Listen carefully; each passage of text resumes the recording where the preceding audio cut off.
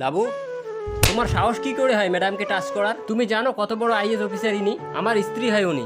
Madam, ও কি বলছে? কি নাটক শুরু করেছো? আমি চিনি না তোমাকে।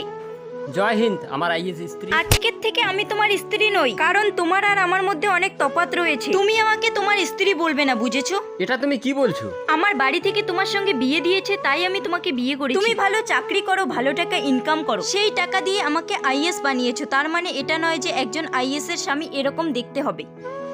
লাবু, আমি তোমাকে অনেক ভালোবাসি। তুমি এখান থেকে যাবে না অফিস থেকে গার্ড ডেকে তোমাকে ধাক্কা মেরে বের করে দেবো? না না, আমি চলে যাচ্ছি।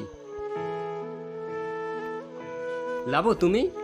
রাহুল, রাহুল, আমার সবকিছু শেষ হয়ে গেছে। এটা তুমি কি বলছো? আমি লোভে পড়ে একজনের কাছ থেকে ঘুষ নিয়েছিলাম, আর সেটাকে ভিডিও করে সোশ্যাল মিডিয়ায় আপলোড করে তারপর আমাকে চাকরি থেকে বের করে দেয়। প্লিজ রাহুল, আমাকে তোমার সঙ্গে নিয়ে চলো। সরি লাবু, এটা আর সম্ভব নয়। আমি বিয়ে করেছি।